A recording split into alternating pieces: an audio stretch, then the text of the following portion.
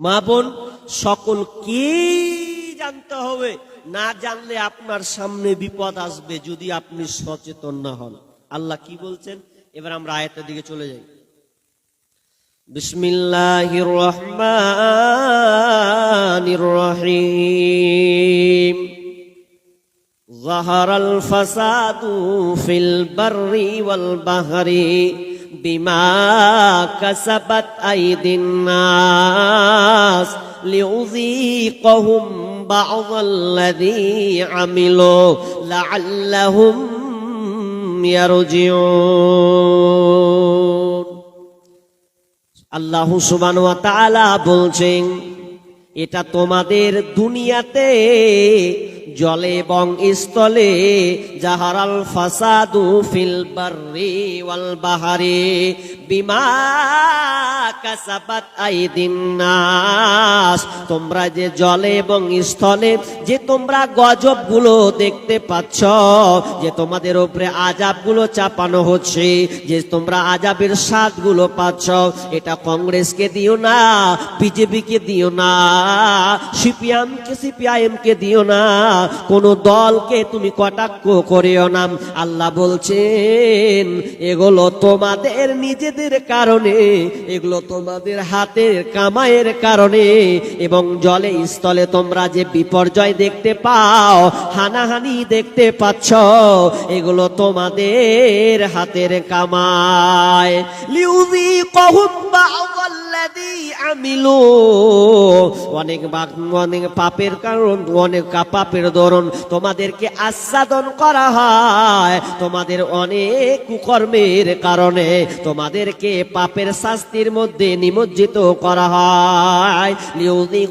লিউযীকাহুম বা'দাল্লাযী আমিলু লাআল্লাহুম ইয়ারজিউন। বান্দারে, যাতে করে তোমরা দিনের মধ্যে ফিরে আসতে পারো, যাতে তোমরা তোমাদের ভুলটাকে যেন বুঝতে পারো, আর ভুলটা বুঝলে তোমরা দিনের মধ্যে আসবে। এই জন্য এতগুলো ফাসাদ দাঙ্গা তোমরা দেখতে পাচ্ছ, এগুলো সবই তোমাদের হাতের কামাই। তোমাদের পাপের দরুন এই শাস্তিগুলো হচ্ছে,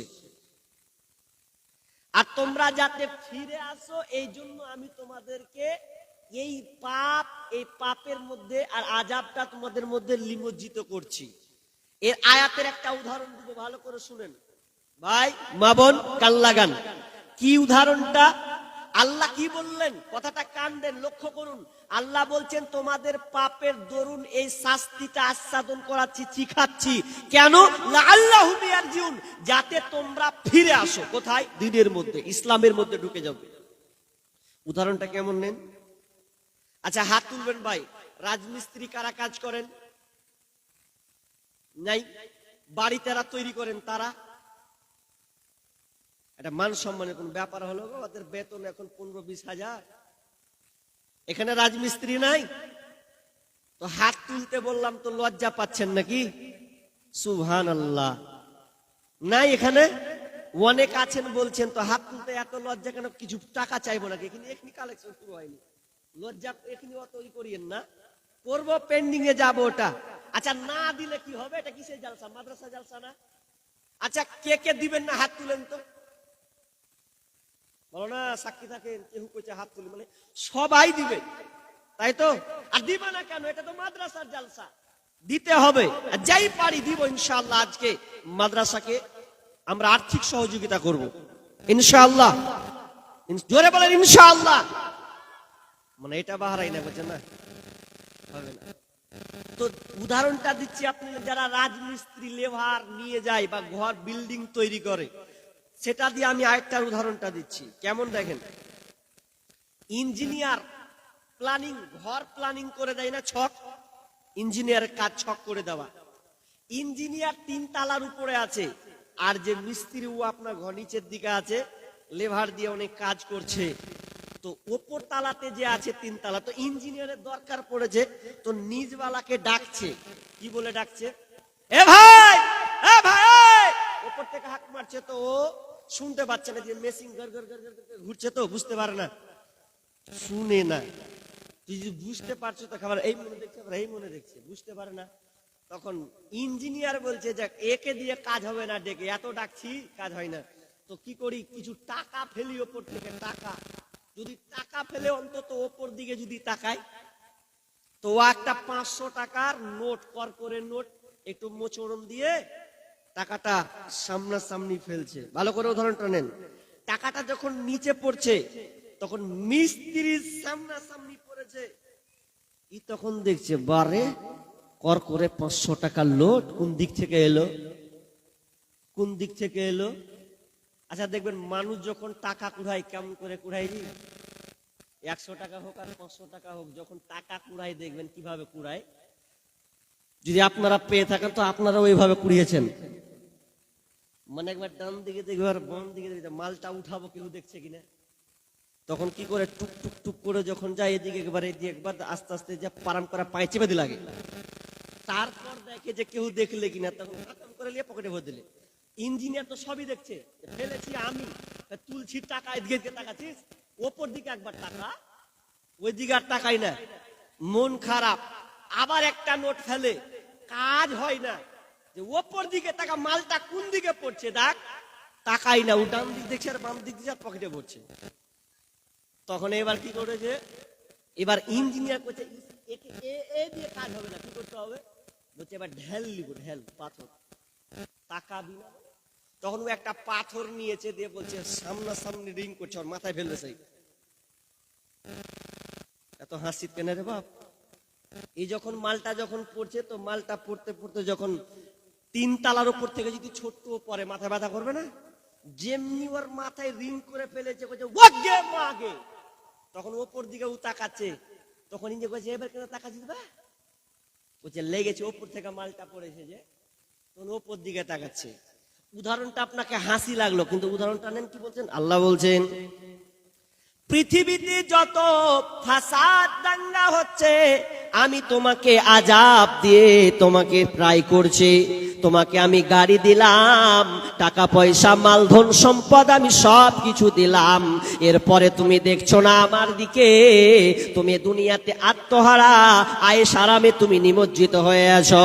আল্লাহ বলছেন তুই তাকালি না, এত ধন সম্পদ পেয়েছিস, এত ধন সম্পদ টাকা পেয়েছিস, মুয়াজ্জিন তোকে ডাকে হাইয়া আলাস সালাহ,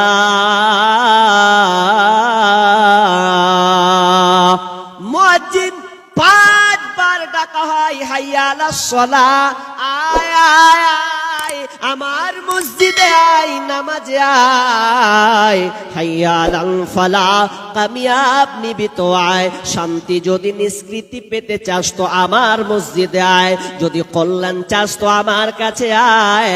তো আমি আল্লাহ মুয়াজ্জিনের মাধ্যমে তোকে 5 বার ডেকেছি, পাইনি। দুনিয়ার ধন সম্পদ নিয়ে তুই মোহে পড়ে আছিস, এতগুলো দিয়ে আমি দিলাম যাতে বান্দা তুই আমার দিকে ফিরে আসিস। তখন আমার আল্লাহ বলছেন যখন আমি তোদেরকে আযাব দিয়ে দে, তখন তুই সেদিনকে আল্লাহ আল্লাহ বলিস। যেদিন তোর বিপদ চলে আসে সেই দিনকে তুই আল্লাহকে খোঁজ নিস। তো আমি উদাহরণটা এই জন্য দিলাম, ওপর থেকে এসেছে পাথর, আপনি ওপর দিকে তাকিয়েছেন, তো আমার আল্লাহ বলছেন লাআল্লাহুম ইয়ারজিউন, বান্দারে তুই কেন ফিরে আসবি, আমি যে আযাবগুলো তোমাকে দিয়ে যাতে করে তুমি আমার দিনের মধ্যে ঢুকে যাও, দিনের মধ্যে এসে যাও, এই জন্য আমি আল্লাহ সুবহানাহু ওয়া তাআলা তোমাদের হাতের পাপের কামাইয়ের কারণে অনেক পাপের দরুন আমি তোমাকে পরীক্ষা করে তোমাকে বিপদে ফেলে দে। কিন্তু আফসোস, প্রকৃত মানুষ কি আর আছে? মানুষ সচেতন নয় যে এই পৃথিবীতে যত দাঙ্গা ফাসাদ, শুধু বলছে তোর দোষ, ও বলছে তোর দোষ। আল্লাহ বলছে দেখ রে, নিজে অপর লোকের দোষ দিস না।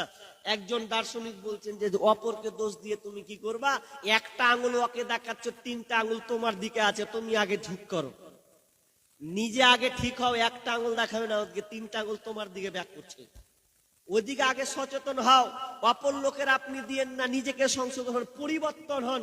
আল্লাহ বলছেন যে যারা পরিবর্তন হবে না, তার সমাজটা কত রসাতলে যাবে।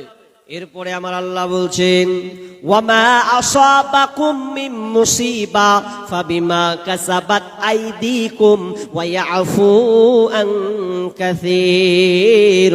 আল্লাহ সুবহানাহু ওয়া তাআলা বলছেন তোমাদের মধ্যে যে বিপর্যয়গুলো তোমরা দেখতে পাও, ওয়ামা আসাবাকুম মিন মুসিবা, তোমাদের উপরে যে মুসিবতগুলো আছে, ফাবিমা কাসাবাত আইদিকুম ওয়া ইয়াফু আন কাসীর, এবং তোমাদেরকে এই পাপগুলো যে তোমাদেরকে আস্বাদন করা হয়, এটা তোমাদের অনেক পাপের দরুন আল্লাহ তোমাদের পাপগুলোকে মোচন করে দেয়, আল্লাহ তোমাদের গুনাহগুলোকে ক্ষমা করে দেয়, দিয়ে তোমাদেরকে আযাব তোমাদের উপরে চাপিয়ে দেয়। কিন্তু আমরা আল্লাহকে বুঝতে শিখিনি, আল্লাহ কত দয়ালু। আল্লাহ বলছেন তোমরা দুনিয়াতে যত বিপর্যয় দেখতে পাচ্ছ এগুলো তোমাদের কারণে, আর আল্লাহ বলছেন আমি তোমাদের অনেক গুনাহ আমি মাফ করে দেব। কেমন গুনাহ? আমরা মনে করছি আল্লাহ আমাদের উপরে রাগান্বিত। না না বন্ধুরে, একজন মা কাকে বলা হয়? মা সন্তানকে কতটা স্নেহ করে, মহব্বত করে, কতটা ভালোবাসে। যখন এই সামনে এখন ঠান্ডার সময় দেখবেন একটা সন্তান যদি মা যদি সন্তানকে সুন্দর করে সাজিয়ে দেয়, এখন মা যদি রান্নায় চলে যায় সন্তানের দিয়ে অতটা লক্ষ্য করবে না, কারণ রান্নার সময় এসেছে, সন্তানকে খেলার জিনিস দেবে, দিয়ে বলবে তুমি খেলো সোনা, তুমি এইভাবে থাকো। কিন্তু সন্তান তো আর বুঝবে না, ভালো মন্দ পার্থক্য করবে না, ও তো শিশু। কিন্তু মা যে সুন্দর করে সাজিয়ে দিয়েছে, এরপরে দেখা গেল যখনই দুপুর হয়েছে আবার সন্তানটা নিজের পোশাককে ঘিনিয়ে দিয়েছে, নোংরা করে দিয়েছে, কনকনে ঠান্ডার দিন। এরপরেও মা দেখবেন সন্তানকে একটু আগা আপনা কিনা হাতটা ধরে একটু পেছনে থাপ্পড় মেরে কলের দিকে নিয়ে যাবে, না হয় পুকুরের দিকে নিয়ে যাবে, বলবে বল আর কি এরকম করবি। তো মা আদরের মার মারে, আসলে কিন্তু মা প্রকৃত পক্ষে কিন্তু মারে না, বরং আদরের মারটা মেরে ওই মা পূর্ণ আপনাকে বাচ্চাকে উলঙ্গ করে দিয়ে পোশাক চেঞ্জ করে দেয়। তো আমার আল্লাহ বলছেন তোমার উপরে যে বিপদগুলো আসে বান্দা, এগুলো আমি তোমার ভালোর জন্যে, তোমার পাপকে ক্ষমা করার জন্যে। তুমি যে এই পাপগুলো করেছো এটা তুমি নিজে থেকেই করেছো, আর আমি আল্লাহ সেটিং করে দিলাম, আর পাপের বিনিময়ে তোমাদের এই হাতের কামাইয়ের বিনিময়ে আমি আল্লাহ তোমাকে তোমার পাপকে আমি মোচন করে দিই। বুঝবে কখন? যখন মার আসবে তখন। তা আসল কথা হলো প্রকৃত মানুষ নাই। মানুষ কাকে বুঝাবেন আপনি? কেউ বুঝতে চায় না। যেদিন ওর উপরে বিপদ আসে সেদিনও বুঝার চেষ্টা করে। প্রকৃত মানুষকে খুঁজে পাওয়া মুশকিল। বলি মানুষ সচেতন হও। হাজি মানুষই তো নাই এখন। তো বলবে তাহলে এতগুলো মানুষ আমরা পড়েছি বইয়ে, যে তো মানুষ সংখ্যা বলে না, ওটা বইয়ে লেখা থাকে লোক সংখ্যা। লোক ভারতবর্ষের লোক সংখ্যা কত এটা লেখা থাকে, বলে না মানুষ সংখ্যা কত। মানুষ আলাদা, লোক আলাদা। লোকের মধ্যে ভালো মন্দ আছে। মানুষ প্রকৃত মানুষ, সেই যে ভালো মন্দ পার্থক্য করতে পারে ও হচ্ছে মানুষ। কিন্তু মানুষের অভাব। ওই জন্য আমার একটা কবিতা আছে, ইট পাথরের শহর জুড়ে মাটির কোনো মানুষ নাই, কোথায় গেলে পাবো বলো কাদা মাটির মানুষ ভাই। ইট পাথরের শহর জুড়ে মাটির কোনো মানুষ নাই, কোথায় গেলে পাবো বলো কাদা মাটির মানুষ ভাই। আকাশ চুম্বি দালান কোঠা এই শহরে ভরা, মানুষগুলি হৃদয় যেন পাথর দিয়ে গড়া, হাইরে পাথর দিয়ে গড়া। আকাশ চুম্বি দালান কোঠা এই শহরে ভরা, মানুষগুলি হৃদয় যেন পাথর দিয়ে গড়া, হাইরে পাথর দিয়ে গড়া। মাটির মানুষ হইগা যেন, মাটির মানুষ হইগা যেন মাটির ছিটা নাই, কোথায় গেলে পাবো বলো কাদা মাটির মানুষ ভাই, কোথায় গেলে পাবো বলো কাদা মাটির মানুষ ভাই। তাহলে বলছিলাম প্রকৃত মানুষের অভাব মানুষ তুমি পরিবর্তন হও। আমার আল্লাহ বলছেন যতক্ষণ না তোমরা পরিবর্তন না হবে, আল্লাহ বলছে ইন্নাল্লাহা লা ইউগাইয়িরু মা বিকওমিন হাত্তা ইউগাইয়িরু মা বিআনফুসিহিম। আমার আল্লাহ বলেন যতক্ষণ না পর্যন্ত ওই কওম পরিবর্তন না হবে ততক্ষণ পর্যন্ত আল্লাহ তাদের অবস্থান পরিবর্তন করে না। যতক্ষণ না তারা নিজের অবস্থানকে পরিবর্তন না করবে ততক্ষণ পর্যন্ত আল্লাহ ও তাদের অবস্থান পরিবর্তন করবেন না। তার মানে আপনি যদি অন্যায় নিমজ্জিত হয়ে থাকেন, আপনার উপরে যতই বিপদ আসুক না কেন, যতই রাহাজানি আসুক না কেন, আপনি যতই দোয়া করেন, এই দোয়া দিয়ে আল্লাহর কাছে কোনো গ্রহণযোগ্য হবে না। দোয়া আল্লাহ আপনার কবুল করবে না যদি আপনি নিজেকে পরিবর্তন না করেন। কেমন পরিবর্তন? বনী ইসরাইলের একটা ঘটনা। বনী ইসরাইল সত্য ঘটনা থাকলে বলা যায় কোনো অসুবিধা নাই। বনী ইসরাইলের নবী মুসার যুগে একজন লোক অন্যায় করেছে। দুই রকম বর্ণনা, একটা আছে জেনা করেছে আর একজন আছে আল্লাহর নাফরমান, আল্লাহর শুকরিয়া অর্থাৎ আল্লাহর উপাসনা সে করতো না, মাহরুম ছিল। আর অন্যতে বলা হয়েছে লোকটা জেনাকার ছিল। তো দুইটা কথা। তো নবীর জামানা দুর্ভিক্ষ, এমন দুর্ভিক্ষ যে সব পশুগুলো মরে যাচ্ছে, বৃষ্টি হচ্ছে না।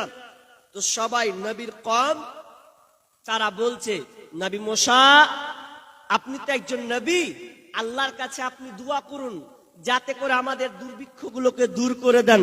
আমরা খেতে পাচ্ছি না, পাখিগুলো মরে যাচ্ছে, তিলে তিলে পানি নাই, আর পানি না হওয়ার কারণে আমরা ফসল পাচ্ছি না, আর ফসল না পেলে খেতেও পারবো না। তো একটু দোয়া করে দেন আল্লাহর কাছে যাতে আমরা একটু বৃষ্টি পাই, নিজেকে বাঁচতে পারি।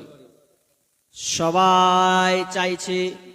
নবী মুসা দাঁড়িয়ে গেলেন, আল্লাহকে বলছেন মাবুদ আমরা অনেক দিন থেকে দুর্ভিক্ষের মধ্যে আছি, কোনো বৃষ্টি হচ্ছে না, আর বৃষ্টি না হলে আমরা খেতে পাবো না, আমরা তো মারা যাই, ছোট ছোট বাচ্চাগুলো মারা যাচ্ছে, তোমার পশু পক্ষী যারা আছে তারা পর্যন্ত মারা যাচ্ছে। মাবুদ রে দয়া করে তুমি আমাদের উপরে বৃষ্টি বর্ষণ করম। আল্লাহ সুবহানাহু ওয়া তাআলা বলছেন নবী মুসা তোমার এই জনগণ, তোমার এই সম্মুখে জনগণ, অনেক লোক তোমার মধ্যে সমাগম হয়েছে, সবাই তোমার সঙ্গে শরীক হয়েছে, কিন্তু শুনে নাও তোমার এই জনগণের মধ্যে দিয়ে একজন ব্যক্তি আছে, যেই ব্যক্তি যতক্ষণ না যাবে ততক্ষণ পর্যন্ত তোমার দোয়া কবুল হবে না। কারণ ওই দুলা লোকটা হচ্ছে জিনাকার, অর্থাৎ আল্লাহর নাফরমান একজন ব্যক্তি আছে। ও যতক্ষণ এখান থেকে না সরবে ততক্ষণ পর্যন্ত আমি আল্লাহ বৃষ্টি দিতে পারি না। নবী মুসা টাকি মানুষ, রাগান্বিত একজন মানুষ, বললাই কে আছো এখানে? কে তুমি জেনাকার লোকটি, আল্লাহর নাফরমান বান্দা কে আছো? এখান থেকে সরে যাও, তোমার জন্য আজকে বৃষ্টি হচ্ছে না, তোমার জন্য আজকে বৃষ্টি হচ্ছে না। তখন যেই লোকটা আপনি আপনার কিনা গুনাহগার, যেই লোকটা আপনার জেনাকার, সেই লোকটা মনে মনে ভাবছে তাহলে হয়তো আমার জন্য বৃষ্টি হচ্ছে না। আর আমি যদি নবী মুসার কথা শুনে বেরিয়ে যায় তো মানুষগুলো জেনে নিবে, আর যদি জেনে নাই তাহলে তো আমি অপমান, আমি তো লাঞ্ছিত হয়ে যাব, মানুষের চোখে আমি খারাপ হয়ে যাব। সেই সময়ে সঙ্গে সঙ্গে আল্লাহকে বলছে মাবুদ রে তুমি আমার পাপ সম্বন্ধে অবগত আছো, মাবুদ তুমি জানো আমি কতটা পাপী গুনাহগার, কিন্তু মাবুদ রে আমি তোমার কাছে এই মজলিসের মধ্যে আমি তোমার কাছে ক্ষমা ভিক্ষা চাই, আল্লাহ তুমি আমাকে ক্ষমা করে দাও, আমার কারণে বৃষ্টি হচ্ছে না, আমি এত বড় গুনাহগার পাপী, মাবুদ তুমি আমাকে ক্ষমা করে দাও, আল্লাহ তুমি আমাকে অপমান করো না, এর মধ্যে তুমি আমাকে ক্ষমা করে দাও, আর জিন্দেগিতে গুনাহতে যাব না, আর তোমার নাফরমানি আমি করব না। এরকম করতে করতে করতে করতে নয়নে আপনার কিনা গোপনে আছে, নির্জনে আছেন, আল্লাহ তার কথা শুনছেন। কারণ কোন বান্দা যদি গুনাহ করে আর গুনাহ করার পর যদি স্যালেন্ডার হয়ে যায়, মাবুদ রে জীবনে আর কোনোদিন গুনাহ করব না, জীবনে আর কোনোদিন পাপে নিমজ্জিত হব না। তো আমার আল্লাহ সঙ্গে সঙ্গে ওই বান্দাকে ক্ষমা করে দেয়। পৃথিবী না জানো আমি তো জানি আমি কি পাপ করেছি হায়। পৃথিবী না জানো আমি তো জানি আমি কি পাপ করেছি হায়। আমার পাপের করলে বিচার বাঁচার আমার নাই উপায়। দয়াময় তুমি মাফ করো আমায়, মাফ করো আমায়। জেনে না জেনে কত যে আমি করেছি পাপ, কতবার যে করেছি তাওবা, কতবার অনুতাপ। দুদিনে আবার সব ভুলে গিয়ে, দুদিনে আবার সব ভুলে গিয়ে মজে গেছি দুনিয়ায়। মাফ করো আমায়, মাফ করো আমায়।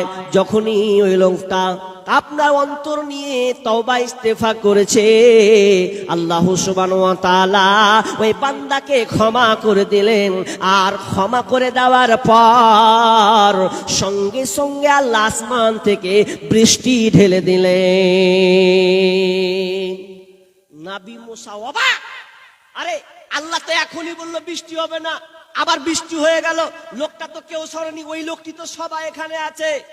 তখন আল্লাহকে বলছে, আল্লাহ আপনি বললেন বৃষ্টি হবে না, এরপরেও তো বৃষ্টি হলো, কোন লোককে তো যেতে দেখলাম না।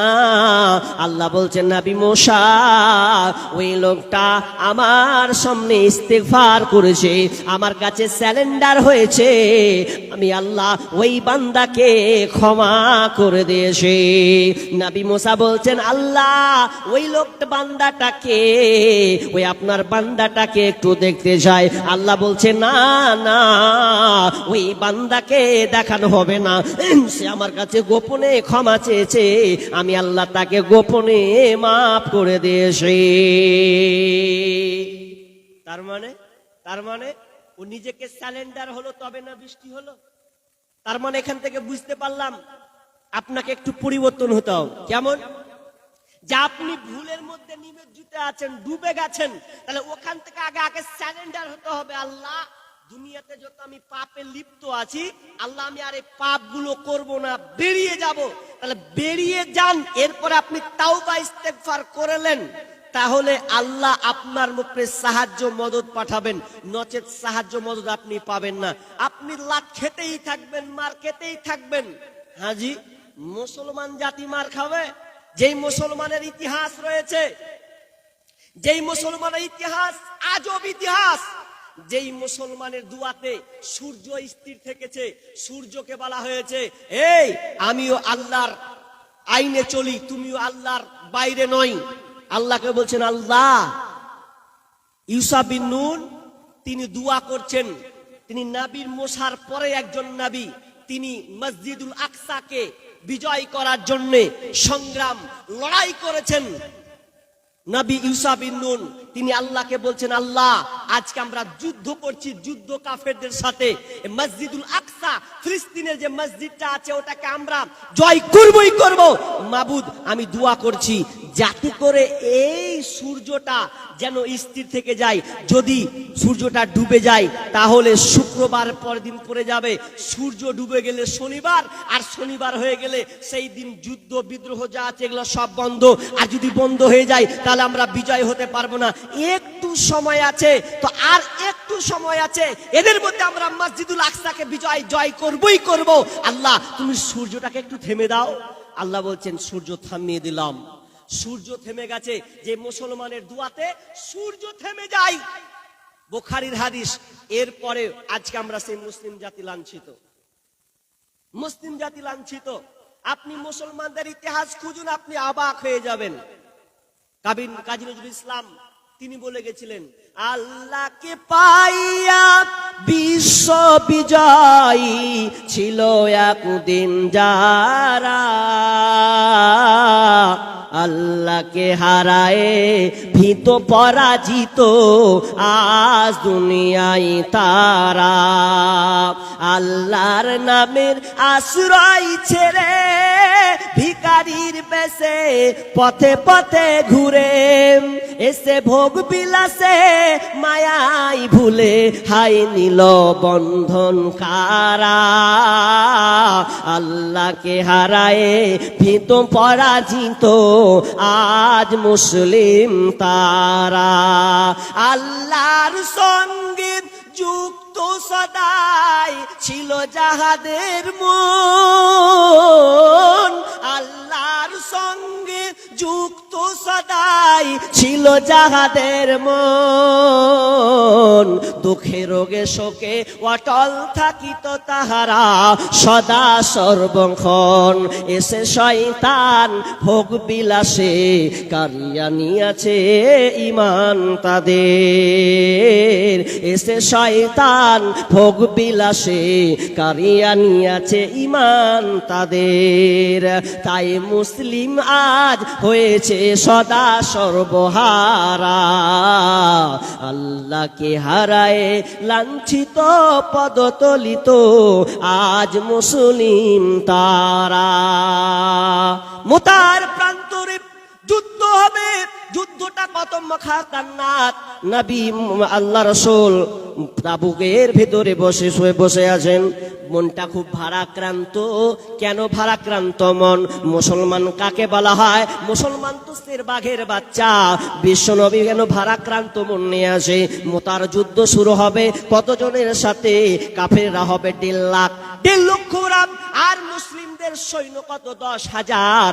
বিশ্বনবী মন ভারাক্রান্ত মন নিয়ে ভাবছেন, আহারে এই মুসলমানেরা কি পারবে বিজয় লাভ করতে? কারণ ওরা হচ্ছে 1.5 লাখ, আমরা হচ্ছি 10,000। ভারাক্রান্ত মন। উমর রাদিয়াল্লাহু তাআলা আনহু ঢুকলেন, ইয়া রাসূলুল্লাহ আপনার মনটা কেন খারাপ, কি হয়েছে? বিষ্ণু বলছেন, উমর রে আমরা কি পারবো আজকে আমরা জয় লাভ করতে, কাফেরদেরকে তাপনা হারাতে, মুসলমানের পতাকা উত্তোলন করতে? উমর রাদিয়াল্লাহু তাআলা বলছেন, ইয়া রাসূলুল্লাহ আমার তো মনে হয় পারবো। বিষ্ণু বলছে, তোমরা কি পারবে? বলছে, পারবো না কেন? বলছে, ওরা তো 1.5 লাখ, তোমরা তো 10,000। বিষ্ণুনবী এবার বীরের সঙ্গে বলছেন, ইয়া রাসূলুল্লাহ আমরা 10,000 কেন, আপনি 9,999 কে বসিয়ে দেন, আমি একা উমর তাদের সামনে ঝাঁপিয়ে পড়ব, একাই লড়াই করব, 1.5 লাখের সামনে একাই আমি নেমে যাব। আমি উমর, আমি হচ্ছি শের বাঘের বাচ্চা, ওরা আমার সামনে ভেড়া, আমি ওগুলোকে ভেড়া মনে করে। আর বাঘ কোনোদিন ভেড়াকে ভয় পায় না। যখন আমি সামনে হুঙ্কার মারবো, আমি বাতিলকে উড়িয়ে দেব। তখন নবী আল্লাহ রাসূল বলছেন, এ উমর আল্লাহ তাআলা তোমার সাহসকে মজবুত করুক এবং যাতে তোমরা পারবে আল্লাহ তোমাদেরকে বিজয় দান করো। সেই মুসলমান আজকে আমরা লাঞ্ছিত, পদতলিত। আল্লাহ বলছেন, ইন্নাল্লাহা লা ইউগাইয়িরু মা বিকওমিন হাত্তা ইউগাইয়িরু মা বিআনফুসিহিম। আল্লাহ বলছেন, যতক্ষণ না তোমরা পরিবর্তন হবে ততক্ষণ আমি আল্লাহ তোমাদেরকে পরিবর্তন করব না। বিষয়টা খুব লম্বা আছে। দেখেন, যেমন করবেন তেমন হবে। পরিবর্তন হন, পরিবর্তন যদি না হন তাহলে আপনার বিপদ নিশ্চিত, এটা আপনি ভেবে নেন। কেমন বিপদ? আল্লাহর আইনকে আপনাকে লঙ্ঘন করতে ভালো লাগছে না? বনী ইসরাইলের আর একটা ঘটনা আছে, সূরা কালাম থেকে একটা ঘটনা আছে। ঘটনাটা কি চমকদার ঘটনা, শিখেন। পরিবর্তন আজকের আলোচ্য বিষয়, পরিবর্তন। বিষয়টা 2 রকম ভাগ করবে, কিন্তু আমি করব না, একটা করলাম পরিবর্তন। একজন ভদ্রলোক, সে আল্লাহকে কত ভালোবাসতো। সে নিজের ফল ফ্রুট বাগান, যে ফলগুলো হতো, এই ফলগুলোকে তিনি কি করতেন? ফল পারতেন তো গরিবদেরকে দিতেন, নিজে খেতেন, গরিবদেরকে দিয়ে দিতেন। ছেলেরা বলছে, বাপের এটা কাজ হলো, সব যদি গরিবকে দিয়ে দিবে তো আমরা কি পাবো? এলা আব্বা সব লস করছে, কিছু লাভ করতে পারে না। বাপের উদ্দেশ্য ছিল যে আমি পারবো, জাম পারবো, পেয়ারা পারবো, তো গরিবকে দিব। ছেলেরা এটা অপছন্দ করছে, মানে বাপের যে কাজ এটাকে ওরা পরিবর্তন করবে। কিভাবে পরিবর্তন করবে? যে না, আব্বা এটা ঠিক করছে না, তো দেখা গেল বাপ মারাই গেল, মারা যখন যাচ্ছে তখন বলছে যাক এবার কাজ হয়েছে, এবার কাজ হয়েছে, বাপ মরে গেছে, এবার আমরা সব মাল নিয়ে নেবো, যা আছে সব নিয়ে নেবো। নিয়ে নিবি, আল্লাহ আসমান থেকে দেখছে নিয়ে নিবি, তুই কেমন করে নিবি? বলছে কাজ কর। একজন বলছে হ্যাঁ হ্যাঁ আম পারবি দিনে দিনে, তো গরিবরা তো এসব বাগানে হাজির হবে, হাঁকাতে পারবি? বড় বলছে খ্যাপা, তার আগে পেরে নেবো সব, রাতে রাতে আম সারা করে দিব রে, সকাল হবে দেখবি আম নেই, সব পেরে নেবো। বলছে এরকম ব্যাপার? ছোট বলছেন ভাই, বলছে ভাই দাদা এরকম করিয়েন না, আব্বার ভালোবাসা জিনিসটাকে পরিবর্তন করতে যেও না, যেটা আছে ওটা আমাদেরকে মেনে নিতে হবে। বড় ভাই বলছে চুপ থাক, তুই বেশি ভাদার ভাদার করবে না, আমরা রাতে রাতে পারবো। দেখেন ওরা কেমন পরিবর্তন করছে। আল্লাহ বলছে দেখ তোদের 12টা বাজাবো রাতে রাতে, আমিও আল্লাহ পরিবর্তন করে দেব। কি পরিবর্তন? ওরা যখন সিদ্ধান্ত নিল, বলছে চাঙ্গারি আপনার কিনা বস্তা সবগুলোকে রেডি কর, তখন তারা রাতে রাতে যাবে। এমন সময় আমার আল্লাহ কি করলেন? ফাতাফা আলাইহা তাইফুম মির রাব্বিকা ওয়া হুম নাইমুন। ফাতাফা আলাইহা তাইফুম মির রাব্বিকা, রবের পক্ষ থেকে একটি প্রদক্ষিণ আগুনের হাওয়া, প্রদক্ষিণ হাওয়া থেকে আপনার বাগানের উপর প্রবেশ করলো। ওয়া হুম নাইমুন, ওই সময়ে তারা ছিল ঘুমন্ত, ঘুমিয়েছিলেন। ফাতাফা আলাইহা তাইফুম মির রাব্বিকা ওয়া হুম নাইমুন ফাসবাহাত কাসরিম, এবং সেটা বাগানটা আপনার পুড়ে কালো নেই, ছারখার হয়ে গেছে, পুড়ে ছারখার করে দিয়েছে। আমার আল্লাহ বলছেন তোরা বাপের অবস্থান পরিবর্তন করেছিস, আমিও আল্লাহ তোদের প্ল্যানটাকে পরিবর্তন করে দিলাম, জীবনে কোনোদিন ফল পাতে পাবি না। সকাল হলো, সকালে গিয়ে দেখছে ফাসবাহাত কাসরিম ফাতানাদাউ মুসবিহিন, এক অপরে আলোচনা করছে। হারে বাগান যখন ঢুকছে, ঢোকার পর যখন দেখছে আর বাগান খুঁজে পাচ্ছে না, কোথায় আমাদের বাগান, কিছু তো বুঝতে পারছি না, কিছু তো টের পাচ্ছি না, কি অবস্থা কি অবস্থা। এরপরে তখন ছোট ভাই বলছে ভাই রে বেশি পাকামো করেছিস তোরা, এটাই হচ্ছে আমাদের বাগান, আল্লাহ এটাকে পুড়িয়ে ভৎস করে দিয়েছে, ছারখার করে দিয়েছে, কারণ তোরা বাপের নিয়মকে পরিবর্তন করেছ, আল্লাহ আমাদের কাজটাকে পরিবর্তন করে দিয়েছে। তার মানে বেশি পাকামো করেছি বলে আল্লাহ নারাজ হয়ে গেছে, তারা সবাই সারেন্ডার হয়ে গেল। আর নয়, আমরা আল্লাহর দিকে ধাপিত হয়ে গেলাম, তারা দিনের মধ্যে ফিরে চলে গেল। তার মানে আমার আল্লাহ বলছেন যদি তোরা পরিবর্তন করিস, সঠিকটাকে বেলাইনে চলে যাস, আমিও আল্লাহ তোদেরকে বেলাইনে পরিবর্তন করে দেব। পরিবর্তন হবেন, কেমন পরিবর্তন না হলে আপনাদের হালাত এরকম হবে। হাজি আপনি পানি চালাচ্ছেন, পানি চালাতে চালাতে পানি যাচ্ছে, পাইপ দিয়ে পানি যাচ্ছে, চালাতে চালাতে দেখছিলাম পানি আসে না রে, অল্প করে পানি আসছে, ব্যাপারটা কি? তো মাঝখান ফুটা, যে সব জায়গা ফুটা, সব বেরিয়ে পানি চলে যাচ্ছে, বলেন মুখে পানি যাবে? খুব কম যাবে। তো আগে কি করতে হবে? মুখটাকে বন্ধ করতে হবে, তারপরে শেষে পানিটা পাওয়া যাবে। অসম্ভব। কিন্তু আজকে আমরা হয়ে গেছি তাই, খালি খুঁজি আল্লাহ, খুব ভারতে মেয়ের কাছে আল্লাহ জি কিছু একটা করো, কিছু করো লয়, আগে নিজেকে পরিবর্তন হও, নিজেকে পরিবর্তন। এবার আমি হাদিসের দিকে যাব, লম্বা 2টা হাদিস আছে, ঘন্টাকে ঘন্টা পার হবে, ব্যাখ্যা বিশ্লেষণ করতে সময় লাগবে। তবে শুনেন হাদিসটা বলি, কানে ভালো করে লাগান, দিয়ে আপনি একটু বিশ্লেষণ করুন তো ওদিকে হচ্ছে কিনা। একটা হাদিস আনাস থেকে পড়েছি, আর একটা ইবনে মাজা থেকে লম্বা হাদিস আছে, ওটা আগে বলে দিই, তারপর যদি হাদিসটা বলতে পাই তো পাবো। কি ইবনে মাজার হাদিস, ইবনে উমার হাদিসটি বর্ণনা করছেন যে এই মুজাহিদের দল, তোমাদেরকে আমি কটা কথা বলছি শোনো, যদি তোমরা এই 5টা পাপে নিমজ্জিত হও, যদি তোমাদের মধ্যে ঢুকে যায়, তাহলে তোমরা শোনো, তোমাদের মধ্যে এই আযাবগুলো আসবে। দেখুন তো আপনাদের এলাকায়, আপনাদের মালদা ডিস্ট্রিক্টে, মুর্শিদাবাদ, আমি সবাই সব জায়গায় বলছি, আপনাদেরকে বলছি, দেখেন এই পাপগুলো আছে কিনা, আর যদি এই পাপগুলো থাকে তাহলে এই বিপদগুলো আপনার উপরে আসবে। মা বোন খুঁজুন তো আপনাদের এলাকায়, আপনাদের মধ্যে এই পাপগুলো আছে কিনা। ইবনে মাজার হাদিস নাম্বার 1, আমি 1 নাম্বার বলছি। 1 নাম্বার কি? 1 নাম্বার বিষ্ণু বলছেন যখন তোমাদের মধ্যে 1 নম্বর পাপ যখন তোমরা দেখতে পাবে, অশ্লীলতা তোমাদের মধ্যে যখন ঢুকে যাবে, অশ্লীলতা যখন বেহায়াপনা যখন ঢুকে যাবে, তখন তোমাদের উপরে মহামারী আসবে। এমন রোগ আল্লাহ তাআলা তোমাদের মধ্যে ঢুকিয়ে দেবেন যে এই রোগের ডাক্তার বলতে পারবে না যে এই রোগের সমাধান কি আছে। ডাক্তার পর্যন্ত জানবে না। হঠাৎ করে এমন একটা রোগ আল্লাহ ঢেলে দেবেন যে রোগের ওষুধ তাড়াতাড়ি আবিষ্কার হবে না, ডাক্তার পর্যন্ত জানতো না। যদি এক নম্বর পাপ, যদি অশ্লীলতা দেখতে পাও, অশ্লীলতা বুঝেছেন না বুঝেননি? অশ্লীলতা জেনা ব্যভিচার, অশ্লীলতার ব্যাখ্যা অনেক আছে, তার মধ্যে একটু লিখছি জেনা ব্যভিচার। আচ্ছা বলেন, জেনা ব্যভিচার কমছে না বাড়ছে? বক্তব্য শুনছেন আমার? বাড়ছে না কমছে? জি বাড়ছে। মানে 185 গতিবেগ, এর গতিবেগ হচ্ছে 185, ওই জন্য 3 ছেলের মা পালাই। কথা বুঝেননি? অশ্লীলতা কতটা গেছে, 3 ছেলের মা বলছে হাঁচি হার বিয়ে হয়নি, হাঁকে নিয়ে যাবে না। মানে মিথ্যা কথা বলছে, অশ্লীলতা বলে, মানে কতটা ওকে ইন্টারেস্টিং লেগেছে যে ছেলে 3টা ছেলে আছে তো ওকে ভুলে যাচ্ছে। আর স্বামীকে কত ফাঁকিবাজি কথা, আল্লাহ, স্বামীকে কত নোংরা কথা, স্বামীকে ধোকা দিচ্ছে স্ত্রী যে না আমি ঠিক আছি, তুমি আমাকে ভুল বুঝছো। বলছে হারে তো যে ফোন করছি যে ফোনে পাই না রে, কার সঙ্গে ব্যস্ত থাকিস তুই? বলছে ব্যস্ত থাকি না, তুমি ভুল বুঝছো। বাড়িতে মাকে লাগাচ্ছি, আব্বাকে লাগাচ্ছি, ভাইকে লাগাচ্ছি, খালি তুমি ভুল বুঝছো। কিন্তু অন্যজনের সাথে টাওয়ার লাগিয়েছো। তোমার কাছে ফোন করিলে পাই গো শুধু ওয়াইটিং, স্বামী বলছে ও তোমার কাছে ফোন করিলে পাই গো শুধু ওয়াইটিং। ও গিন্নি কার সাথে করো তুমি মিটিং, ও গিন্নি কার সাথে করো তুমি মিটিং।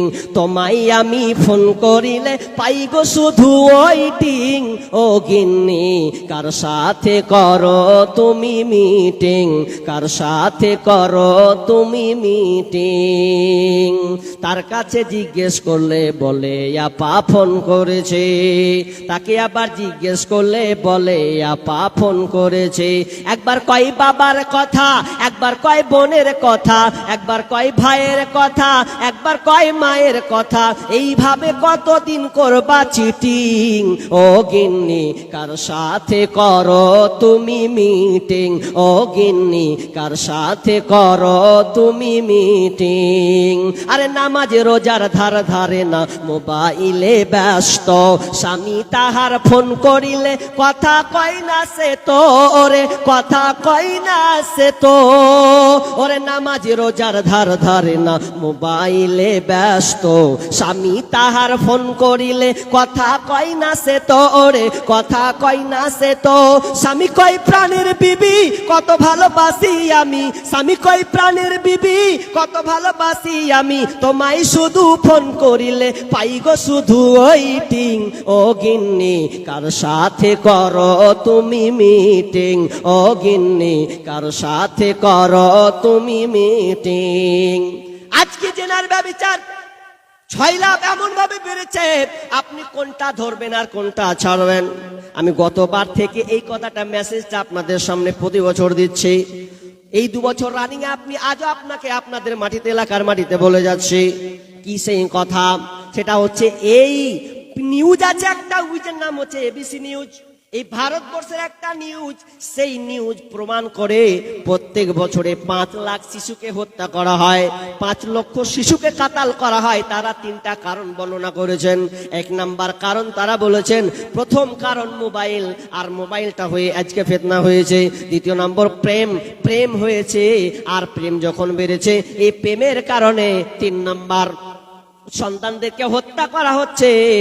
তাদেরকে রুজি দিবে না ভয়ে, তাদের খাওয়াতে পারবে না বলে এই 3টা করে সন্তান হত্যা করা হয়। তার মধ্যে মারাত্মক, সবচাইতে মারাত্মক হচ্ছে জেনা। জেনার কারণে আজকে মা বোনেরা পরে ভাবে, পরে তখন বলে হায় হায় কি করলাম কি করলাম কি করলাম কি করলাম। কোন প্রেমিকের সঙ্গে আমি জড়িয়ে গেলাম, এখন আমাকে ফাঁকি মিথ্যা ফাঁকি দিল। ওই জন্য বোন আমি তোমাকে বলি, বারবার শোনো, কান লাগাও, তোমাকে একটা কথা বলি, এখন পর্যন্ত সময় আছে, স্যালেন্ডার হও। কখনো তুমি জেনার মধ্যে পড়িও না, ব্যভিচার মধ্যে পড়িও না, কারণ তুমি নারী, তুমি হচ্ছে দামি, তুমি হচ্ছে দামি জিনিস। বিষ্ণু বলছেন আলমারাতু আওরাতুন ফাইদা খরাজাত ইস্তাসরাফাহা শাইতান।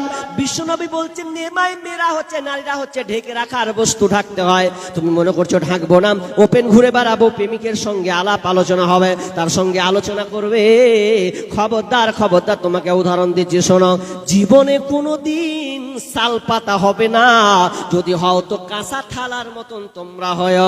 শোনো বিষয়টা, তোমাকে বলি, তুমি সালপাতার মতন হয় না, কাঁচা থালার মতন হয়। কাঁচার থালা কেমন, সালপাতা কেমন? সালপাতা খেতে দিলে মানুষ কি সালপাতা রাখে না ফেলে দেয়? ফেলে দেয়। খেলো ভাত বলে ফেলে চলায় পুকুর ধারে। সেই রকম পুরুষ তোমাকে ব্যবহার করবে, তোমার প্রেমিক তোমাকে ব্যবহার করবে সালপাতার মতন, তোমাকে যেমন স্বাদ তোমার নিয়ে নেবে, আর তোমাকে গুরুত্ব দেবে না। কাঁচার থালা হয়, কাঁচার থালা কাকে বলা হয়? যদি একবার কোনো ব্যক্তিকে খাবার দেওয়া হয়, ওই খাবারটা কিন্তু খেয়ে নেওয়ার পরে ওই কাঁচার থালা কি ফেলে দেয় না রেখে দেয়? রেখে দেয়, ওকে ফেলে না। কোনো মা বোন কাঁচার থালা ফেলবে না, খালি মেজে আবার ভরে দেবে, ফেলতে চাইবে না, এটা দামি রে, কি করে ফেলি, আমার মায়ের দেওয়া জিনিস ফেলে দিব, মাথা খারাপ, ও আবার আলমারিতে ভরবে, পরে আবার বের করবে। ও বোন তোমাকে বলি, কাঁচার থালার মতন হয়েও কোনোদিন শালপাতার মতন হয়ে যাও না। যদি তুমি শালপাতার মতন হও, তাহলে তোমার অবস্থা হবে বেহায়াপনা দিবস নামে চলছে বেঈমানি, হীরার চেয়ে দামি জিনিস হারায় অনেক নারী, দুষ্টু ছেলের মিষ্টি কথায় পরে নারী ফাঁদে, সব হারিয়ে বন্টি আমার বসে বসে কাঁদে। প্রেমের নামে চলছে এখন অশ্লীলতার ছোঁয়া, কতক মনে নারীর সম্মান পান্তা ভাতার মোয়া। নারী তুমি সম্মানিতা, নারী তুমি সম্মানিতা, সব ঘরের আলো, লাগলে ছোঁয়া পঙ্কিলতার জীবন হবে কালা। ওরে মা, যেদিন তোমাকে প্রেমিক ফাঁকি দিবে, কারণ এটা আল্লাহ তাআলা বলছেন লা তাকরাবুজ জিনা, খবরদার তোমরা জেনার নিকটবর্তী হবে না, কারণ এই জেনাটা অত্যন্ত অনেক খারাপ, অনেক খারাপ জিনিস। যদি একবার তুমি ঢুকে যাও, আর তুমি বের হতে পারবে না। কেমন বের হতে পারবে না? অনেক মেয়ে দেখবেন প্রেমিকের সঙ্গে কুসম্পর্ক করেছে, কিছু স্বাদ নিয়েছে, খারাপ ভাষায় বলছি না, খালি একটু খোলাসা করছি। বোন তোমার পায়ে ধরে বলছি, এই আলোচনাটা একটু শোনো, যে নিজেকে পরিবর্তন হও। কি যে আজকে তুমি প্রেমিকের আনন্দে মেতে আছো, স্কুল আর কলেজ এ নিয়ে আবার গাজাল তৈরি করেছি, স্কুল কলেজকে নিয়ে আছে ইদানিং এ বছরে। শেষে বলবো, এখন বলবো না, যে কটা পালাবে, যে আসল মালটিকে পাবো সামনে বলবো, লাস্টে আগে বলে দেবো সব পালিয়ে যাবে, শেষের দিকে বলবো। তবে কথাটা হচ্ছে এই, যে আপনি প্রেমিকের সঙ্গে পড়েছেন, জেনাতে জর্জরিত, এটা প্রেমিক, এটা ভালোবাসা নাই, এটা বলা হয় ব্যভিচার, জেনা। ভালোবাসা প্রেমিক যদি হয় স্বামীর সঙ্গে হবে, কিন্তু আজকে আমরা আগেই করছি, নিজের অস্তিত্বকে আমরা ঠিক রাখছি না, সতীত্ব নষ্ট করে দিচ্ছি পুরুষের কাছে, দিয়ে পরে কাঁদছি। একটা মেয়ে দেখলাম গত বছরে, যে একটা মেয়ে কতকার আমার প্রোগ্রাম আছে আবার ভগবান গোলার দিকে, বলবো কি খারাপ লাগছে, ওখানকার এলাকার একটা ঘটনা। একটা মেয়ে একটা ছেলের সঙ্গে 3 বছর তার সম্পর্ক আছে, কিন্তু ও বেচারি কি করেছে, এর সঙ্গে কুকাম করে দিয়েছে, পেটে বাচ্চা দিয়ে আবার ও কান্না করছে যে ওর বাড়ি চলে গেছে। বলছে এমন জোরে কাঁদছে, কাঁদছে। সাংবাদিক বলছে কাঁদছো কেন? তো বলছে বলো না, লক করে বিয়ে করলি, যে আমার সঙ্গে 3 বছর সম্পর্ক, আমি যত পেরেছি সব কিছু দিয়েছি, আমার না কান তাও খুলে দিয়েছি, এত ভালোবাসি আমি ওকে। তো ও ছেড়ে দিছে। তো কেন করতে গেলে বলছে খুবই ভালোবাসি। কেন আর ছেলে নাই? বলছে কি করবো, ওয়াল লেগে আমার পেটের অবস্থা খারাপ, পেটে বাচ্চা যে। আর কিছু যারা মেয়ে লজ্জা ঢাকবে, ওরা তখন মেয়েটাকে, মা কি করবে, যে খারাপ ভাষা বলছি না, ইয়ং ছেলে তো, হুড়া মেরে গেল দিয়ে হবে, আর যাবে লে ঠেলা, তখন মারবে, থাপার মারবে, কোন লেরের বেটার সঙ্গে করেছে, এই ভাষা, এমন ভাষা বলবে যে। তো কি বলছিলাম, যে এই রকম বলবে, পেটে বাচ্চা হয়ে যাচ্ছে, যে কি বলছে, বুদ্ধি দিচ্ছে, এক কাজ কর, সংসারে তো আগুনে জ্বলালি, বাচ্চাটাকে নষ্ট কর, এরকম আছে না নাই? বাচ্চাকে নষ্ট করছে, বাচ্চাটার কি দোষ ছিল মা বোন? কি দোষ ছিল? তোমার দোষ। তুমি দোষ করেছো, জেনা ব্যভিচার করেছো, তোমার পেটে বাচ্চা এসেছে, তুমি কি করলে? লাইকেশন করছো, কিংবা প্রশন, আর কিংবা ইনজেকশন, আর কিংবা বড়ি, আর কিছু খেয়ে তুমি ট্যাবলেট খেয়ে বাচ্চাটাকে নষ্ট করছো। অনেকে আবার ছোট্ট হয়ে যখন বের হচ্ছে কোথায় ঝুঁকে জারে ফেলে আসছে। এই বছর শুধু বাচ্চা পাওয়া যাচ্ছে। এই বছরে 2024-এর শেষের দিকে অনেক জায়গায় বাচ্চা পাওয়া যেটা দেখা যাচ্ছে, এমন অবস্থা হয়ে গেছে, জাহিলিয়াতের মতন হয়ে গেছে। এককালীন ভারতবর্ষে মেয়েদেরকে সম্মান দেওয়া হতো না। মেয়েদেরকে কি করা হতো? ওই মেয়েদেরকে বলতো যে আমি মেয়ে হয়েছে, বাচ্চা নিব না, তো মেয়েদেরকে মেরে ফেলতো।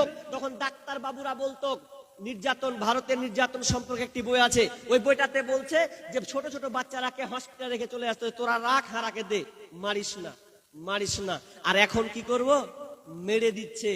মেরে দিয়ে পরে বলছে পেটে বাচ্চা, মান সম্মান বাঁচাতে হবে।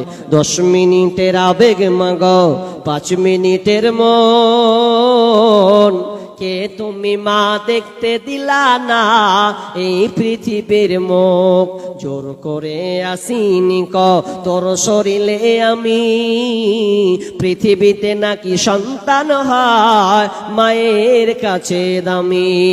তবে কেন সুখের ভুলে আমায় পেটে নিলা, সুখের শেষে কেটে ছিঁড়ে আমায় ফেলে দিলা। একদিন তুমি আমার কাছে, একদিন তুমি আমার কাছে আসবে ঠিকই মাগো, কি বলবে আল্লাহর কাছে জমা করে রাখো। আমি তো বেঁচে গেছি, আমি তো বেঁচে গেছি, বেঁচে গেল মান, নইলে লোকে বলতো মরে অবৈধ সন্তান।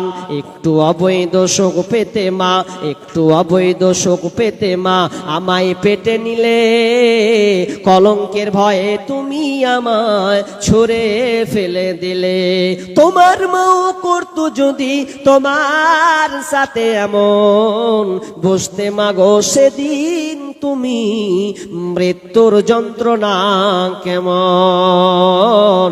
আর এই কারণে এগুলো কেন হচ্ছে? তো মূল টার্গেট তারা পেশ করছেন এটা অশ্লীলতা, জেনা হওয়ার কারণে। তো বিশ্বনবী বলছেন যখন তোমরা অশ্লীলতা দেখতে পাবে, জেনা ব্যভিচার যখন বেড়ে যাবে, তখন তোমরা জেনে নাও তোমাদের উপরে মহামারী রোগ একটা চাপানো হবে, যেই রোগটা আর কোনো দিন ছিল না। যেমন সামনে যদি প্লেগ রোগ, তো আগেকার অনেক রোগ আছে। আমরা ইদানিং যেটা রোগ দেখেছি 2019-এর পর থেকে নিয়ে শুরু হলো চোরতাল, তার নাম হচ্ছে কি? তো করেছে করোনা। করোনা মানে তুমি আমাকে ছুঁয়ো না। করোনা রোগ হয়েছে, তো কেউ কাউকে টাচ করেনি, জি বলছে ছুবি না হট। জায়গা জায়গা বাঁশ ফেলে দিয়েছে, রাস্তা দিয়ে বাঁশ, এগুলো হয়েছে না হয়নি? বাঁশ দিয়ে তোরা তোর হে পাড়াই থাক, হারা হাগে পাড়াই থাকলো, যা হয় হবে। তার মানে করোনা এত খাতারনাক, প্লেন পর্যন্ত বন্ধ করতে হয়েছে, ট্রেন বন্ধ হয়েছে, যানবাহন এক কথায় বন্ধ হয়েছে। কত খারাপ, এটা কেন? করোনার কারণে। করোনা রোগ এত মারাত্মক হয়েছিল যে সব নিজেকে বাঁচার জন্য ইনজেকশন দিচ্ছে, যে লি একবার, ভ্যাকসিন লি একবার, না হলে অবস্থা খারাপ হয়ে যাবে। এই ভ্যাকসিন গুলো আমরা নিয়েছিলাম, অনেকে নিয়েছি। তো মূল কারণ অশ্লীলতা। যেই মেয়েগুলোকে দেখেছিলাম সমুদ্র সৈকতে, সমুদ্র সৈকত যদি যান, আল্লাহ না গেলে ওই ভালো, যদি যান তো ইমান হারা হতে হবে আপনাকে। এই সমুদ্র সৈকত, তবে একটা ভালো আছে, একটা জায়গা আছে, জায়গাটা আমি মনে পড়ছি না, ওখানে ঘুরতে গেছিলাম, ওখানে সেরকম খারাপ কিছু না, ওটাও সমুদ্র সৈকত, ভালো জায়গা। কিন্তু দীঘাতে যদি আপনি চলে যান, হা হা হা, মেয়েদের পোশাক দেখবেন, ছাতাগুলো টাঙা থাকে আর চেয়ার গুলো থাকে, মেয়েরা কি পরে দেখেছেন তো? দীঘাতে ছোট্ট ছোট্ট পোশাক পরে, চোখে চশমা পরে, দেখেননি? এগুলো অশ্লীলতা। কিন্তু ওই মেয়েগুলোকে এমন ভাবে আল্লাহকে উল্টে দিয়েছিল, পরিবর্তন করে দিয়েছিল। কিভাবে? যখন করোনা এসেছিল আর ওই মেয়েগুলো ছিল জি, তখন সেদিন ওই মেয়েগুলোতে গির্জাতে গিয়ে একবারে মাথায় হ্যান্ডকা আর কিছু পরে এমন করে বহুরূপীর মতন পড়লে, যেগুলা উলঙ্গ মেয়ে ছিল ওগুলো এত আসত পোশাক পরলো, নিজেকে কন্ট্রোল করলো, যেখানে লিপস্টিক মানুষ মেয়েরা দেখে এবার তো লিপস্টিক আর দেখাই না, মাস্ক পরে তা লিপস্টিক দেখা যায়, মাস্ক পরে নিয়ে তখন নিজেকে বাঁচার চেষ্টা করতো। আর গিজাতে বলছেন মানে আর পারে না, করোনার ব্যাপারে মরছে এখন তো, তখন একবার খুব বুজুর্গ হয়ে যাচ্ছে গির্জাতে গিয়ে। তো আমাদের মেয়েরাও এরকম হয়ে গেছিল বহুরূপের, এখন দেখেন সব লিপস্টিক লাগে ঘুরছে। এখন সব করোনা নেই তো, ভুলে গেছে। আমি বলবো 5টা কারণ মা বোন বলবো, আরো স্পেশালি কিছু কথা আছে বলবো। তো কথাটা হচ্ছে কি লিখেছে,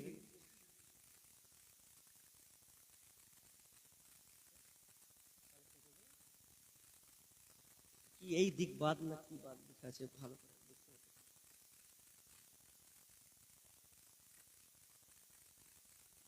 আচ্ছা, তো কি বললাম যে আমাদেরকে অশ্লীলতা থেকে বাঁচার চেষ্টা করতে হবে।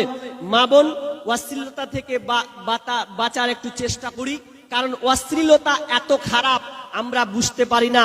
এই বুঝার না কারণে আজকে আমাদের উপরে বিপর্যয় সৃষ্টি হয়েছে। আরো 4টা আছে বলবো ইনশাআল্লাহ, কিন্তু বাজছে এখন 12টা 10। এটা কিসের জালসা বলেছিলাম? মাদ্রাসার জালসা। আপনারা অবগত আছেন, আমাকে ইনভাইট করেছেন, ডেকেছেন।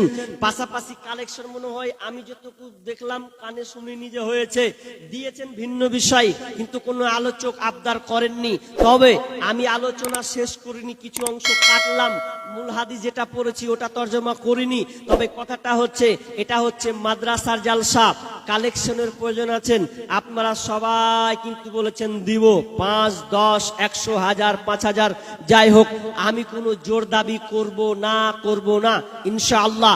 তবে আপনাদের সামর্থ্য অনুযায়ী আপনারা যা পারবেন। তবে আমার একটা প্রশ্ন আছে, প্রশ্নের উত্তরটা দেন তো ভাই। বলেন তো, আপনারা নিজের মালকে ভালোবাসেন না পরের মালকে ভালোবাসেন? এই উত্তরটা দেওয়া লাগবে। জি, নিজের। কত সাধু, বলছে পরের মালকে কেন ভালোবাসতে যাব, নিজের মালকে ভালোবাসবো, টাকা পয়সা নিজের ভালোবাসবো, লোকে দেখে লাভ আছে না। ভুল। রাইট অ্যান্সার কোথা হবে? আল্লাহ রাসূল বলছেন, এই সাহাবীরা তোমরা নিজের মালকে ভালোবাসো না পরের মালকে ভালোবাসো? তখন বলছে, ইয়া রাসূলুল্লাহ, আমরা পরের মালকে কেন ভালোবাসতে যাব, নিজের মালকে ভালোবাসি। আল্লাহ বলছে না, আল্লাহ রাসূল বলছে না, তোমরা নিজের মালকে ভালোবাসো না, বরং তোমরা পরের মালকে ভালোবাসো। কারণ তোমরা তো জানোই না তোমার মাল কি কি। নিজের মাল এখন পর্যন্ত জানতে পারলাম না নিজের মাল কি কি। যে হাদিসটা পড়ছিলাম ওর ভেতরে কিন্তু কিছু কথা আছে। 2 নম্বর, যখন মানুষ ওজনে কম দেবে, ওজনে কম দিলে আল্লাহ তাআলা জালেম শাসক চাপিয়ে দেবেন। 3 নাম্বার কি? 3 নাম্বার, মানুষ যখন যাকাত দিবে না, নিজের সম্পদ থেকে যাকাতকে বের করবে না, আল্লাহ রাসূল বলছেন তাদের উপরে বৃষ্টি বন্ধ করে দেবেন, বৃষ্টি কিন্তু হবে না। তার মানে আপনি দান, সাদকা দান। বিষ্ণু বলছেন তোমরা নিজের মালকে ভালোবাসো না পরের মালকে ভালোবাসো? তো তারা বলছে আমরা নিজের মালকে ভালোবাসি না। নিজের মাল কয়টি গুনেলেন? নিজের মাল 3টা। কয়টা বললাম? নিজের মাল 3টে। নাম্বার 1, 1 নাম্বার, আপনি যেটা খান ওটা আপনার মাল। নাম্বার 2, আপনি যেটা পোশাক পরেন ওটা আপনার মাল, মানে আপনি পরনে যেটা পরেন ওটা আপনার। 3 নাম্বার মাল, 3 নাম্বার সম্পদ আপনার, সেটা হচ্ছে আপনি যেটা আল্লাহ রাস্তায় জমা করবেন ওটা হবে আপনার মাল। বিষ্ণু বলছেন তবে 2টা তোমার মাল দুনিয়াতে ধ্বংস হয়ে যাবে, দুনিয়াতে শেষ হয়ে যাবে, একটা মাল তোমার টিকে থাকবে। কোনটা ধ্বংস হবে? যেটার নাম হচ্ছে খানা। আমরা বলি খানা, খানা মানে মা বলে বেটারে খানা তোরা খেয়ে লেগা। খানা বলেন তো, খাবারটাকে খানা বলেন? আচ্ছা, খানা যদি বলেন তো খানা 6 ঘন্টা পরে রেজাল্ট কি হবে? পায়খানা। ঠিক ধরেছে, খানা থেকে পায়খানা। তার মানে টিকলো না, ওটা নিজের জিনিস কিনা, টিকলো না। একটা হচ্ছে পোশাক, যদি নতুন পরেন নতুন থেকে কি হবে? পুরাতন, নতুন, পুরাতন, তাহলে নতুন থেকে পুরাতন এটাও শেষ, ছিঁড়ে ভ্যানিশ হয়ে যাবে। কিন্তু আপনি যদি আল্লাহ রাস্তায় জমা করেন, আল্লাহ রাস্তায় যদি জমা করে দেন, ওটাই টিকে যাবে। বাকি দুইটা দুনিয়াতে নষ্ট হয়ে যাবে, যেটা হচ্ছে আপনার ধন সম্পদ। আর বিষ্ণু বলছেন ইয়াতবাউল মাইয়াতা সালাসা ফায়ারজিউ ইসনানি, তিনটা জিনিস আছে তোমার সঙ্গে মরার লাশের সাথে সাথে, তিনটা জিনিস যাবে। দুইটা ফায়ারজিউ, দুইটা জিনিস ফিরে আসবে, আর একটা জিনিস থেকে যাবে। ইয়াতবাউ আহলুহু ওয়া মালুহু আমালুহু ফায়ারজিউ আহলুহু ওয়া মালুহু ওয়া ইয়াবকা আমালুহু। শুধু দুইটা জিনিস আসবে, তার সঙ্গে আহাল পরিবার যাবে, ওরা আসবে, এবং তার সঙ্গে মালধন সম্পদ অর্থাৎ যেগুলো যায় ওগুলো ফিরে আসবে। ওয়া আমালুহু, শুধু তার মাল ধন আমলটা তার সঙ্গে থেকে যাবে। আমল কি? দান করলেন, নামাজ পড়লেন, রোজা রাখলেন, ভালো ভালো নেক কাজ করলেন, ওগুলোকে বলা হয় আমাল। তার মানে এখানে বিষ্ণু বলছেন তোমার আল্লাহ রাস্তায় যেটা তুমি জমা রাখবে ওটা হচ্ছে তোমার মাল, আর ওই মালটা তোমার জন্য থেকে যাবে। আমরা বুঝতে পারি না যে আমাদের মাল খালি খালি এটা করবো, ওটা করবো, ওটা করবো, তৈরি করছি, মানে এত দুনিয়ার পেছনে আছি, খালি মরে দেখেন সব শেষ, মরে দেখেন সব শেষ। কেমন আপনার ধন সম্পদ? আচ্ছা, এখান থেকে আপনি যখন ফারাক্কা যাবেন, ফারাক্কা থেকে যখন আপনি এইদিকে ডালখোলা ধরবেন, কিষানগঞ্জ ধরবেন, কিংবা আসাম ধরবেন, যেই ধরেন, যদি আপনি টিকিট কাটেন, এটা যাবে কোথা? এটা যাবে আপনার আসামের দিকে ছুটবে। যদি আসামের দিকে ছুটে টিকিট কাটেন কোথা? তো ডালখোলা। আপনি কাউন্টারে গেলেন, ফারাক্কায় গিয়ে কাউন্টারে গিয়ে বললেন টিকিট দেন, কোথা যাবেন? তো আপনি বললেন ডালখোলা কিংবা কিষানগঞ্জ। টিকিট কাটলেন, কত মূল্য?